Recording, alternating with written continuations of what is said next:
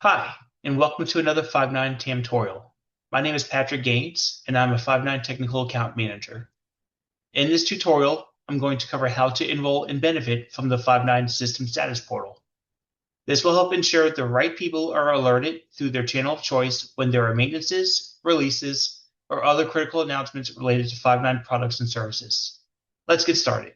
To access System Status Portal, you can navigate to status.five9.com. If this is your first time accessing System Status Portal, you can trigger the self-enrollment process by selecting Subscribe, then entering your email address. This will send an automated email to your inbox with a link. Click the link, set a password, and you're good to go. It's important to note that your credential for System Status Portal will be separate from your Five9 credential. Once you've successfully logged in, you will see a list of all Five9 domains your email address is associated with. If you scroll down, you will see a status board that breaks down each product or service by region and an icon indicating the current status of that product or service.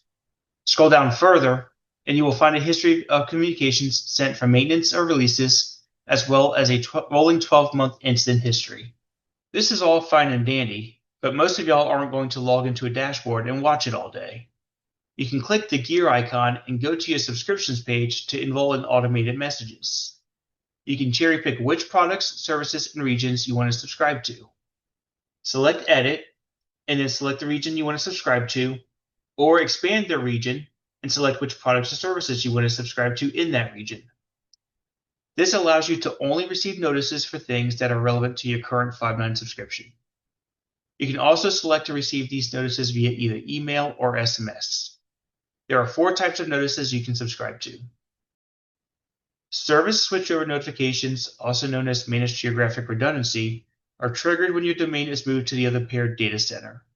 This allows you to receive real-time alerts when these switchovers start and when they complete. Performance degradation and service degradation alerts are triggered when we're made aware of a service interruption in one of our products or services. This is the quickest way to be notified when we're actively working on a problem. Maintenance notifications are triggered anytime we are preparing to deploy a service update or when there's new features to be aware of or other technical requirement updates. In addition to receiving alerts via email or SMS, you can feed these alerts via a webhook URL to Slack, Microsoft Teams, or a third-party system of choice.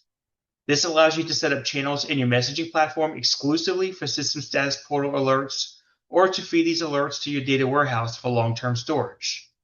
Consult with your Slack or MS Teams admin for setting up a channel and webhook URL. Here is an example of what these alerts might look like in a custom Slack channel. Note that to enroll, you must have a valid Five9 credential with supervisor or administrator access.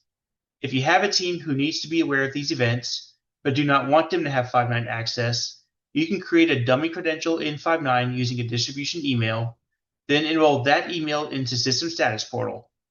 This allows you to control who receives these alerts through your distro group without having to provision Five9 access to everyone.